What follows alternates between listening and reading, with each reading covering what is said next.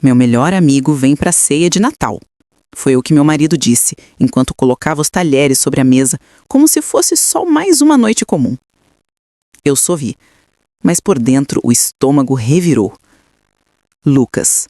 O nome ficou preso na minha garganta como uma lembrança amarga. Melhor amigo do meu marido. Melhor amigo desde a infância. Melhor amigo e algo mais. Fazia 3 anos que eu não via Lucas. Desde aquela noite, desde o silêncio, desde o segredo que ninguém mais sabia. E agora ele viria para o jantar, para a ceia, para nossa casa. Passei o dia preparando tudo, a mesa, os pratos, os enfeites, cada detalhe impecável. Mas por dentro eu tremia. Meu marido achava que era um reencontro. Eu sabia que era um acerto de contas. Às 20 horas, a campainha tocou. Lucas estava ali. Mesmo o sorriso de sempre, mesmo olhar penetrante, mesmo perfume, o mesmo que ficou impregnado no meu travesseiro naquela noite. Feliz Natal, ele disse, entregando uma garrafa de vinho. Feliz Natal, eu respondi, com um sorriso que não alcançava os olhos. Durante o jantar, ele foi encantador. Contou histórias, fez piadas, brindou com entusiasmo. Meu marido ria alto, como se estivesse revivendo os tempos de escola. Mas eu observava. Cada gesto, cada palavra, cada olhar que ele lançava em minha direção. E então, quando todos estavam distraídos com a sobremesa, ele se aproximou, encostou o rosto no meu ouvido e sussurrou. Você achou que eu tinha esquecido? Meu corpo congelou. O garfo caiu da minha mão. Meu marido não percebeu. Mas eu sabia. Lucas não veio para celebrar. Ele veio para lembrar. A ceia seguiu como se fosse um filme antigo. Risadas, brindes, lembranças. Meu marido estava radiante. Lucas mais ainda. Eu em silêncio. Cada palavra que ele dizia parecia ensaiada, cada gesto calculado. E eu sabia, ele não veio por amizade, veio por controle. Depois da sobremesa, meu marido foi buscar um presente que havia escondido no quarto. Ficamos sozinhos na sala. Lucas se aproximou. Sentei na poltrona, como quem espera algo inevitável. Você está linda, ele disse. Não precisa disso, respondi. Você acha que pode apagar o que aconteceu? Olhei para ele. Eu tentei. Ele sorriu, um sorriso frio, sem afeto. Você me usou. Você me ameaçou. Silêncio. A lareira crepitava. As luzes da árvore piscavam. E ali, entre enfeites e lembranças, o passado se impôs. 3 anos antes, Lucas apareceu em casa quando meu marido estava viajando. Disse que precisava conversar, que estava confuso, que sentia algo por mim. Eu pedi que fosse embora. Ele não foi. Disse que se eu contasse, ele destruiria tudo. E então me beijou, sem permissão, sem respeito. Eu nunca contei. Nunca tive provas, nunca tive coragem. Mas agora ele estava ali, na minha sala, na minha ceia, com o meu marido. Você ainda pensa em mim? Penso no que você fez. Você gostou. Você me feriu. Ele se aproximou mais. Você nunca disse não. Levantei. Eu disse. Você não ouviu. Meu marido voltou com o presente. Lucas recuou, sorriu, como se nada tivesse acontecido. Entreguei o presente, sorri. Mas por dentro, eu já havia decidido. Aquele Natal não terminaria como os outros. Aquele Natal seria o último em que eu ficaria em silêncio. Naquela noite, depois que Lucas foi embora, meu marido dormiu como se nada tivesse acontecido. Eu não. Fiquei sentada na sala, encarando a árvore de Natal como quem espera que ela diga o que fazer. Mas eu já sabia. Durante 3 anos, eu carreguei o peso daquele segredo. Durante 3 anos, eu me culpei por não ter reagido, por não ter gritado, por não ter contado. Mas agora ele voltou e me provocou. E sorriu como se ainda tivesse poder sobre mim. Foi então que decidi. Eu não seria mais vítima. Na manhã seguinte, liguei para Helena, minha amiga advogada. Contei tudo, cada detalhe. Ela ouviu em silêncio e depois disse: "Você tem algo que ele não espera.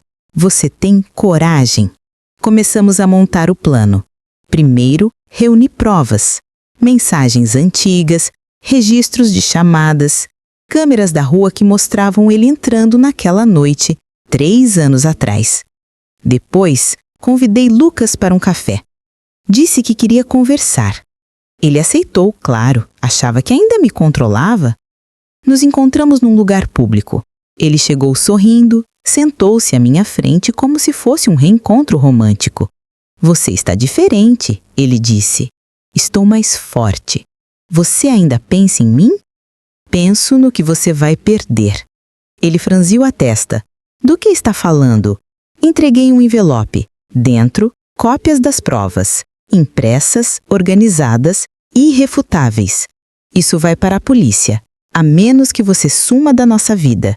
Ele riu, um riso nervoso. "Você não vai fazer isso?" "Já fiz." Levantei. Ele tentou me segurar. As pessoas ao redor olharam. Eu disse alto: "Não me toque." Ele soltou e pela primeira vez vi medo em seus olhos. Voltei para casa. Meu marido estava no sofá, assistindo TV. Olhou para mim e perguntou: "Está tudo bem?" Eu sorri. "Está começando a ficar." Lucas não desapareceu.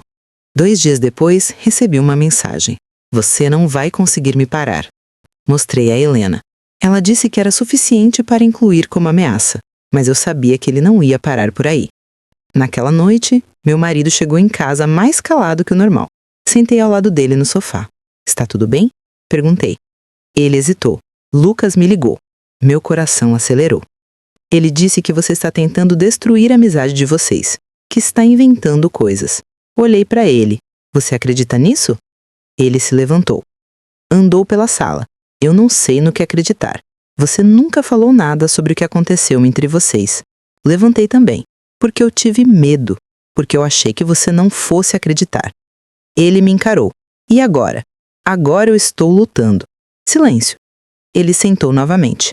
"Ele disse que você o provocou, que você se insinuou." Senti o chão desaparecer sob meus pés. "Você acha que eu faria isso?" Ele não respondeu, mas o silêncio era uma resposta. Naquela noite, dormi sozinha, e pela primeira vez pensei que talvez eu perdesse tudo. No dia seguinte, Helena me ligou. Disse que Lucas havia sido intimado, que o processo estava em andamento, mas que eu precisava estar preparada. Ele poderia tentar virar o jogo.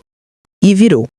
Publicou uma postagem nas redes sociais, dizendo que estava sendo vítima de uma campanha de difamação, que uma mulher frustrada estava tentando destruir sua reputação, que ele tinha provas. A postagem viralizou. Alguns amigos comentaram. Outros se calaram. Meu marido não disse nada, mas eu vi. Ele estava dividido. Foi então que decidi fazer algo que não estava nos planos. Gravei um vídeo. Olhei para a câmera. Contei tudo. Sem cortes, sem maquiagem, sem proteção. Falei sobre a noite em que ele apareceu, sobre o beijo forçado, sobre o medo, sobre o silêncio, sobre a culpa. Postei. Em minutos começaram a chegar mensagens, de mulheres, de outras vítimas, de pessoas que também tinham histórias com Lucas. Meu marido viu, sentou a meu lado, assistiu em silêncio. Quando terminou, ele chorou e disse: "Me perdoa por duvidar." Eu não respondi. A dor ainda estava ali, mas algo havia mudado. Lucas não respondeu ao vídeo, não comentou, não apareceu. Mas eu sabia, ele estava se preparando. E eu também. Depois do vídeo, depois das mensagens, depois do choro do meu marido, a casa ficou em silêncio. Mas não era um silêncio vazio. Era um silêncio cheio de ecos, de vozes que antes eu calava e de lembranças que antes eu enterrava. Lucas não respondeu. Não comentou, não apareceu. Mas eu sabia. Ele estava assistindo. Meu marido começou a mudar. Passou a me ouvir mais, a me observar, a me proteger. Mas havia algo quebrado entre nós. Algo que não se conserta com pedidos de desculpa. Algo que se reconstrói com tempo e verdade. Helena me orientou a seguir com o processo. Disse que o silêncio dele era estratégico, que ele esperava que eu desistisse. Mas eu não desisti. A audiência foi marcada. Lucas apareceu, de terno, de sorriso, de cinismo. Disse que tudo era mentira, que eu estava confusa, que era uma mulher instável, mas eu estava preparada. Apresentei as provas, as mensagens, os registros, o vídeo. E então, outras mulheres apareceram, outras vozes, outras histórias. Lucas tentou se defender, mas a máscara caiu. O juiz ouviu, analisou e decidiu. Ele seria investigado formalmente por assédio e ameaça. Não era o fim, mas era o começo. Depois da audiência, meu marido me abraçou. Disse que agora entendia, que agora via, que agora acreditava. Eu não chorei. Não naquele momento. Chorei dias depois, sozinha na sala, olhando para a árvore de Natal. A mesma que piscava naquela noite. A mesma que viu tudo. Mas agora ela piscava diferente. Como se dissesse: você venceu. Lucas desapareceu. Da cidade, das redes, da nossa vida. Meu marido e eu começamos a reconstruir. Com terapia, com conversa, com silêncio. Mas um silêncio que cura. Hoje, quando alguém diz: você parece tão forte, eu sorrio, porque não sabem o que aconteceu depois daquele jantar, não sabem o que ele me fez, não sabem o que eu fiz em seguida. Mas eu sei, e isso basta.